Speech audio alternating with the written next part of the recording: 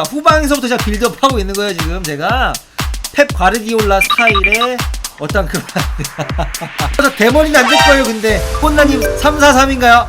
뭐다 샜네요. 빗자루에다가 막 이렇게 마법을 부리고 막 하는 진짜 되게 재밌는 영화거든요. 저거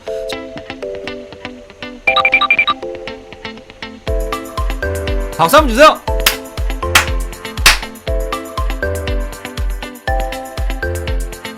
디고디 1940년대에 대해서 시작하도록 하겠습니다. 이 이야기와 시작하는 것이 저도 개인적으로 굉장히 안타까운데요. 바로 1939년도에 발발한 세계 2차 대전, 2차 세계대전으로 45년까지 무려 40년대의 반을 또 세계는 전 세계는 암울하고 비극적인 시간을 보내게 됩니다. 세계 2차 세계대전은 30개국이 넘는 나라에 무려 1억 명 이상이 포함된 그야말로 엄청난 규모의 전쟁입니다.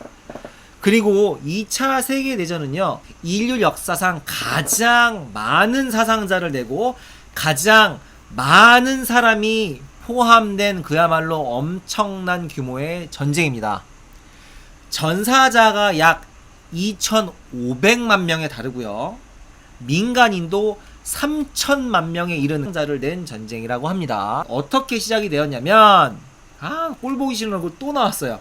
1939년 9월 1일 제 동생 생일입니다. 공교롭게도 친동생 생일인데 히틀러의 나치 독일군이 폴란드의 서쪽 국경을 침공을 하고요. 1939년 9월 17일 날 소련군이 폴란드의 동쪽 국경을 침공한 때를 통상적으로 전쟁의 시작으로 이야기합니다. 이 긴 전쟁은요, 1945년 8월 6일과 9일에 일본 히로시마 그리고 나가사키에 미국의 원자폭탄 2발이 떨어지게 되면서 8월 15일 일본이 항복하면서 사실상 전쟁이 끝이 나게 되고요. 9월 2일 날 항복 문서에 일본이 공식적으로 서명을 하게 되면서 종료가 됩니다. 디고디 더 혁이님 역사 얘기는 언제 들어도 재밌어.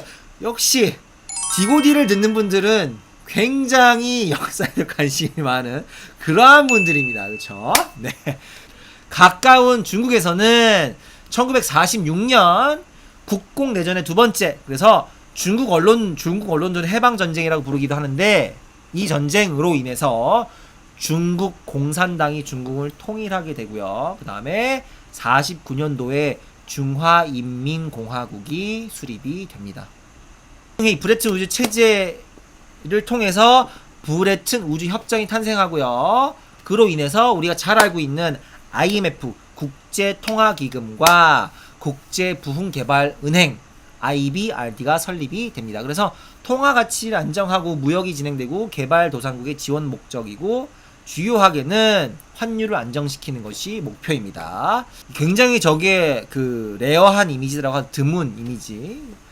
그래서 1948년 1월 30일 인도의 정치적인 그리고 종교적인 지도자 마하트마 간디가 반이슬람 힌두교 급진주의 무장단체인 나투람 고드세에게 총을 맞아 79세의 나이로 숨을 거두게 됩니다.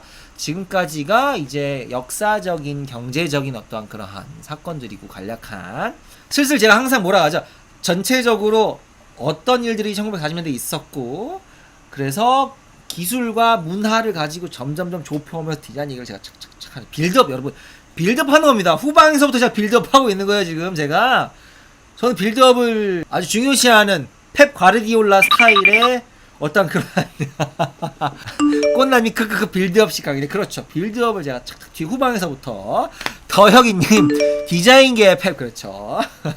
저 대머리는 안 될 거예요. 근데 대머리는 여기 디고디 기술에 대해서 한번 넘어가 보게 되면 Z3라고 해서 세계 최초의 작동 가능한 프로그래밍 가능한 완전 자동 디지털 컴퓨터. 그리고 우리가 가장 흔하게 많이 알고 있는 세계 최초의 컴퓨터라고 알고 있는 애니악 컴퓨터가 여러분들 또 보고 계시고요. 맨하탄 프로젝트라고 해서요. 세계 2차 세계대전 중에서 미국이 주도하고 영국과 캐나다 공동으로 참여한 핵폭탄 개발 프로그램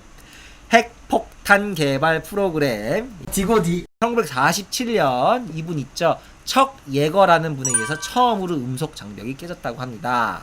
1947년도 벨 연구소에서 트랜지스터가 처음 개발이 되었고요. 1940년대에는요. 레이더, 지금 나왔던 제트기, 지프차의 지프, 상업 TV, 그리고 전자레인지 PX에서 여러분들이 항상 사랑하던 이 첨단 기술 전자레인지가 또 개발이 되었고요. 찍찍이 벨크로, 그리고 프리즈비 원반이 개발이 되었습니다. 여기까지가 이제 기술까지 갔고요. 약간 후방에서 3백으로 제가 경제, 정치, 기술까지 3백으로 갔고요. 이제 넘어왔습니다. 이제 대중문화로 넘어옵니다. 대중문화로 중미에서 이제 받았어요. 중곤나님 343인가요? 여러가지 전술이 나올 수 있는데 제가 뒷단에 가다 보면서 제가 어떻게 디고디 오스카상을 받았던 영화들을 제가 한번 쭉 나열을 해서 열거를 해드리겠습니다. 1940년대에는 레베카란 영화가 오스카상을 받았고요. 1941년은 How Green Was My Valley, 그래서 나의 계곡은 푸르렀다. 42년도에는 미세스 미니버라고 해서 미니버 부인. 43년도에는 그 유명한 영화 카사블랑카. 그리고 44년도에는 Going My Way, 나의 길을 가련다. 45년도에는 The Lost Weekend, 잃어버린 주말. 46년도에는 The Best Years of Our Life, 그래서 우리 생애 최고의 해. 47년도에는 Gentleman's Agreement, 신사협정. 48년도에는 여러분들이 좋아하는 햄릿이라고 하는 영화, 죽느냐 사느냐 그것이 문제로다. 앙디고디. 그 다음에 49년도에는 All the Kingsmen이라고 하는 영화가 오스카상을 수상하였습니다. 잠깐 공미 쪽으로 한번 갈까요? 공미 쪽으로 한번 가겠습니다. 공미 쪽으로 가서 40년도에 디자이너들 친숙한 40년도에 피노키오가 개봉을 하였고요. 41년도에 덤보. 제가 귀가 좀 큰 편이거든요. 제가 귀가 디고디. 40년도에는 판타지아라고 하는, 저 판타지아 저 영화 여러분들 분명히 보셨을 거예요.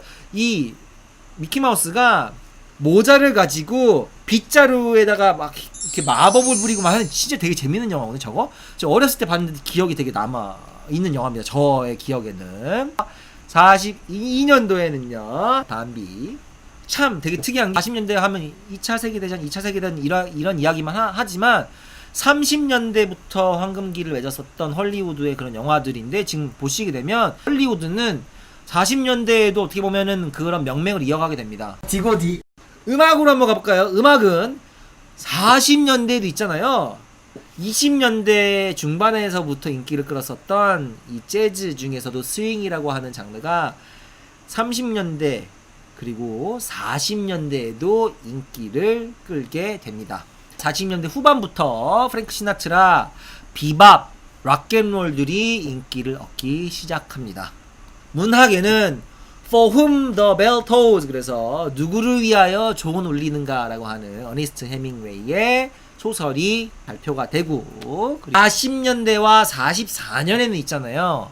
전쟁으로 인해서 올림픽이 두 차례나 취소가 됩니다. 올림픽. 메이저리그는 많은 스타 플레이어들이 입대를 하면서 큰 영향을 받게 됩니다. 패션을 또 빼놓고 이야기할 수가 없죠. 2차 세계대전으로 모두 어려움을 겪고 있었을 때 배급이라는 시스템은 필수적이었거든요. 식량을 배급받고 뭐 물품을 배급받고 구호 시스템들 배급받고. 그런데 의복도 마찬가지였습니다. 패션은 예외가 아니었어요.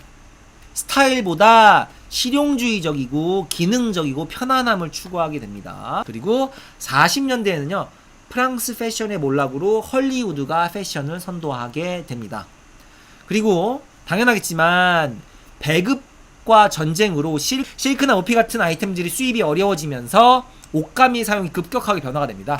꽃 패턴 옷감이 크게 유행하고 40년대 중반 후반에는 이제 2차 세계대전이 끝나고 난 후에는 원자 프린트라고 하는 원자 폭탄, 아토믹 프린트라고 하는 패턴들과 기하학적인 형태들이 유행을 하게 됩니다. 그래서 전쟁이 이 시대적으로 미치는 어떠한 그런 부분들이 이 패션에도 이렇게 적용이 된 거죠. 인테리어 같은 경우는요, 40년의 반이 전쟁으로 얼룩지고 모든 것이 황폐화되고 이제 뭐 파괴되고 그래서 배급하고 공급의 부족으로 이제 인테리어 같은 경우는 조금 침체가 된 어떤 시기였다고 하고요. 그래픽 디자인 쪽은요, 프로파간다 포스터가 유행을 합니다. 이제 프로파간다는 선전하는 것들이죠. 그래서 어떤 사상이나 뭐 어떤 관념이나 개념들을 보통은 조금 이제 부정적인 의미로 많이 쓰이는 거죠. 뭐 광고나 체제나 어떤 사상을 선전하는 걸 이제 프로파간다라고 하죠. 그래서 프로파간다 포스터가 유행을 합니다. 그래서 보시게 되면 Every Canadian must fight. 그래서 모든 캐나다 사람들은 싸워야 한다. 그래서 참전을 장려하는 어떤 그런 포스터들인 거죠. 그래서 40년대 그래픽 디자인은요, 굉장히 직설적이고 얼굴이 탁 드러나는 디자인들이 굉장히 많습니다. 그리고 많은 카피나 문구가 들어가기보다는 큰 문구들이 그냥 딱 정말 임팩트 있게 딱 채워지게 됩니다. 왼쪽 보시게 되면은 왼쪽은 이제 프랑스의 포스터입니다. 그래서 이제 이 전쟁에 참여를 유도하게 되는 포스터들이고, 그리고 우리가 또 전쟁 혹은 참전을 이야기하면서 빼놓을 수 없는 것이 뭐다? 샜네요? 엉클 샘이죠. 샘 아저씨. 이 포스터 굉장히 많이 보셨죠. 그래서 프로파간다를 이야기했었을 때 굉장히 많이 이야기가 되고 보여지는 그러한 포스터이죠. 그래서 I want you for US Army라고 해서, 근데 여러분들 이 이야기를 알고 계신 분이 계실지 모르겠는데, 이 엉클 샘이 있잖아요, 실존하는 인물이 아니고요, 의인화된 인물이에요. 그러니까 재밌는 것이, 왜 엉클 샘이냐 여러분들 알고 계세요? 왜 엉클 샘이냐면 군인들에게 고기를 납품하는 정육업자 세뮤엘 윌슨으로부터 왔다고 합니다. 세뮤엘 윌슨. 고기 납품할 때 스탬프를 이렇게 찍죠. 이렇게 무슨 고기가 납품한다라고 했는데 거기에 쓰이는 스탬프가 US가 나왔다고 해요. 그래서 뭐 EAUS라고 했는데 다들 야, 이 US가 뭐야? 그랬는데 농담으로 United States of America가 아니라 US는 Uncle U, Sam, S. 그래서 엉클샘의 약자야 라고 농담식으로 하던 것들이 퍼지게 되고 전파가 되어서 엉클샘이 나왔다고 합니다. 그리고 1차 세계대전에도 사용이 되었지만 2차 세계대전에서 굉장히 광범위하게 쓰여졌다고 합니다. 디고디 그래픽에 대해서 조금 더 이야기를 하자면 1940년대에는요 애국심의 컨셉이 굉장히 많고요. 이는 전쟁 후에도 이어집니다. 그래픽 디자인 전반적인 곳에 애국심을 유발하는 그런 컨셉들이 굉장히 많이 사용이 되고, 광고나 이런 곳에들도요 전쟁 혹은 애국심 컨셉들이 많이 이어집니다. 자, 보시게 되면 Chocolate is a fighting food. 초콜릿은 fighting food이다. 그쵸? 이렇게 이제 광고에서도 굉장히 애국심을 강조하는 어떤 그런 마케팅.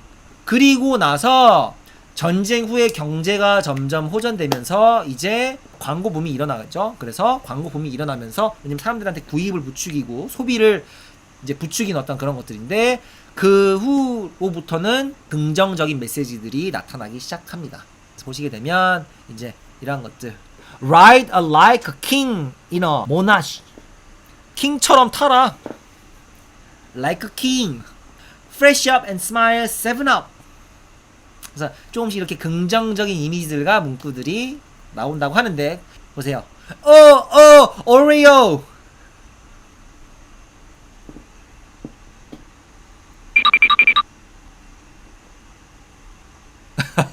동작 모사. 나중에 막 제가 저스트 댄스도 할까요, 막? 디고디. 그리고 지금 긍정적인 어떤 그런 이미지들을 가지는 그러한 광고들이 등장하기 시작합니다. 렉 아니에요? 합니다. 박수 한번 주세요.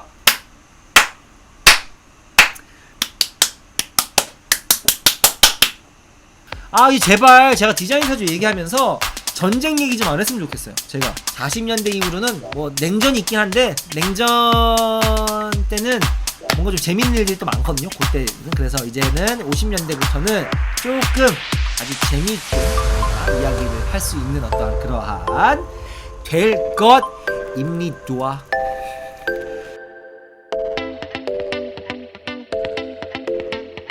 디고디